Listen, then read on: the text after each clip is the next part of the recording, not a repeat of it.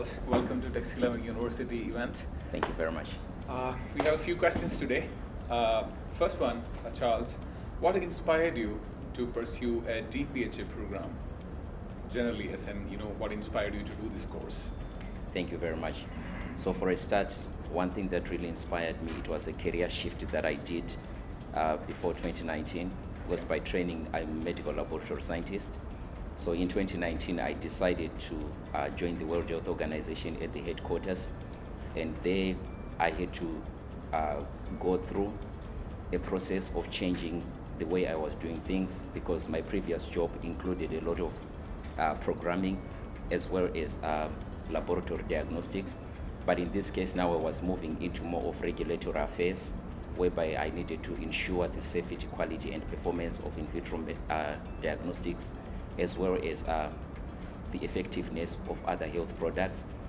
So looking at how competitive it is at the global level, I had no option but to up my game. Yes, in terms of competencies and skills, I was okay, but a seal on that one, it's a qualification. And when I looked at all my peers that were around me, nearly all of them, they had PhDs. And the majority of them, they had PhDs in public health.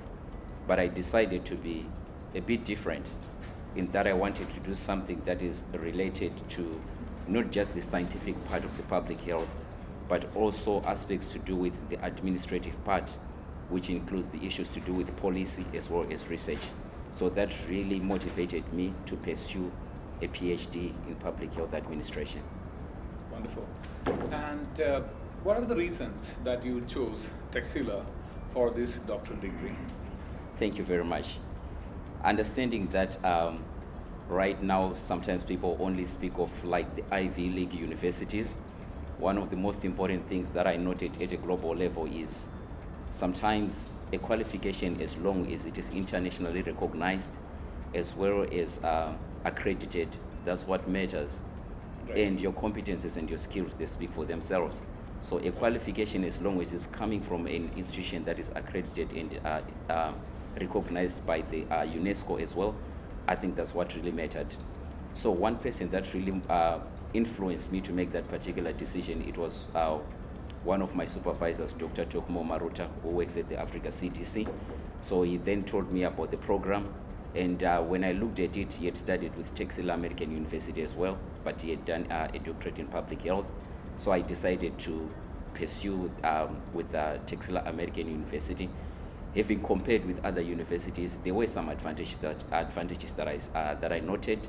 Right. One of them, it had to do with the flexibility, because I have a very demanding job at the World Health Organization, being a family man, as well as my work contract doesn't allow me to get to enroll for a full-time studies. So in that regard, I then decided, I think Texila American University is the best way for me to go.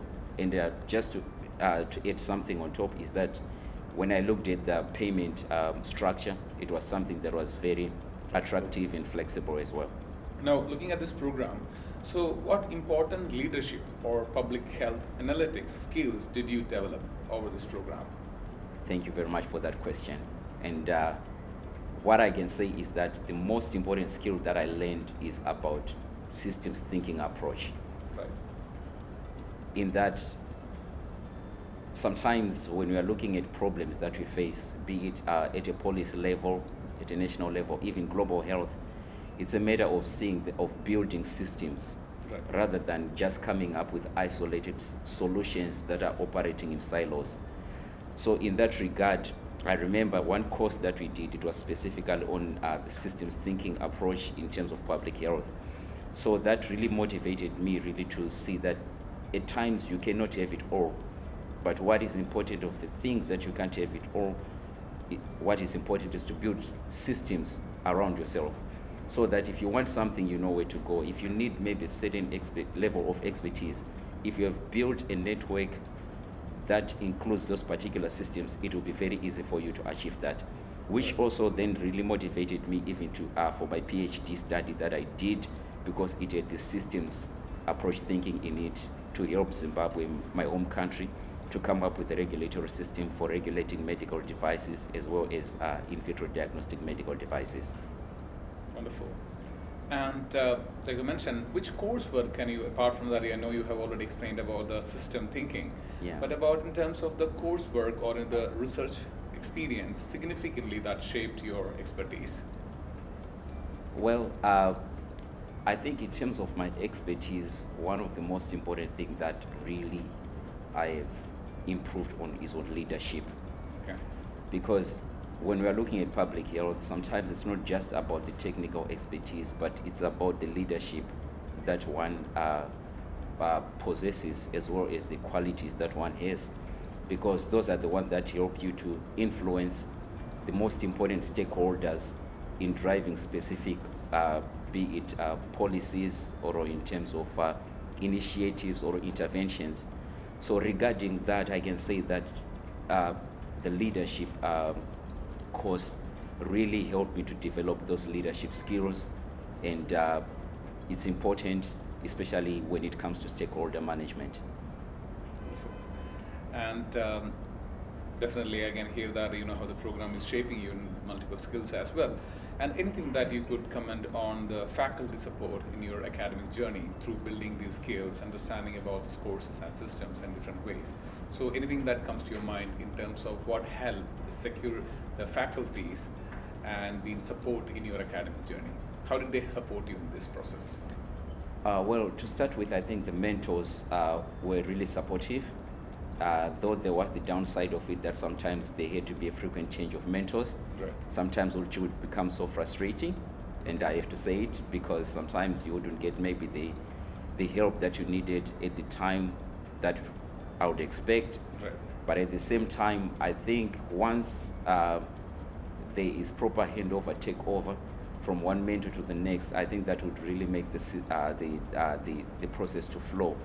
So in that case, I think the mentors really did a very good job, despite the frequent changes. But I think nothing is perfect in this world. Those are some of the things that we have to deal with. Yeah. Yeah. All right. And how is this DPHA helping you as an Assistant Director of Strategic Information? Well, one of the most important things that I can say is when it comes to dealing with information, critical thinking is very important. Right. And one thing about critical thinking is not just about making the right decisions, but it's about looking at what is the source providing this information credible, Right. to start with. And then also checking if this information, how it fits in the whole body of knowledge that currently exists. Right. And how can we leverage on this information that we have now for better decision making. So having said that, relating it to the work that I'm currently doing at the WHO, it's all about evidence-based. So in that regard, those things related to critical thinking and how to be able to triage information and choose the best course of action in any way, I think the program has actually equipped me with such skills to do that. Wonderful. And during the program, could you remember any challenges that you specifically faced and how the university, Texila, has been supporting in that? To start with, I think it was mainly to do with my my research topic. Right. I think from the proposal stage, I think it was quite simple, but I think where I started facing challenges, it had to do with getting the necessary approvals from my home country, Zimbabwe. Okay. And I think what complicated things was that I left Zimbabwe nearly 7 years ago, and now staying in Switzerland. Okay. So my home country, sometimes they think that everyone who's staying out of Zimbabwe and is not patriotic. Right. So definitely, in terms of getting the necessary ethical approvals, it was quite challenging. Okay. There were some, I had been given some timelines for me to get the necessary ethical approvals so that I could start the data collection. But the university was really supportive and lenient that they had to give me an extension for me to navigate the challenges that I was facing until I got the necessary approvals for me to collect the data and continue with my study. So I think the flexibility regarding the timelines for research, it is something that is very commendable that the university actually gives to students, understanding that our problems, they are diverse in terms of context, in terms of where one wants to conduct their study, as well as maybe where one is coming from. Right. So I think the university, one thing that it really does is to accommodate international students from various walks of life, and understanding that the goal at the end is to make sure that every student, they've passed the crossing line with a qualification that they've come for. Perfect. And finally, what advice would you like to share for the future DPHA students? Thank you very much. So to start with, for those students that would like to pursue this particular program, I fully encourage you to do so for so many reasons, but I'll just mention a few today. One of them being that once you've completed this program, it actually makes you a subject matter expert in your area of work, and especially when it comes to the research that one would have conducted. I can give an example. I've been working in the regulatory space for some time, but from the time I published my papers after conducting my study, I've had quite a number of job offers, though I'm turning them down because currently I'm happy where I am. But the other thing is that it has actually given me opportunities to collaborate with authors of certain books, especially for those in the space of medical devices, asking me to write some certain chapters for their books, as well as peer reviewing of journal papers, which I've been doing. So having said that, this program actually gives you visibility in the outside world. And with the visibility, it also comes with better opportunities. And the next thing that I would like to say is that having a qualification just to say that now you have a PhD, it actually gives you competitive advantage even in the job market. Right. So if someone is really serious about their career development, I really encourage them to pursue this particular program. Wonderful. Thank you so much, Charles. It's been a pleasure talking to you.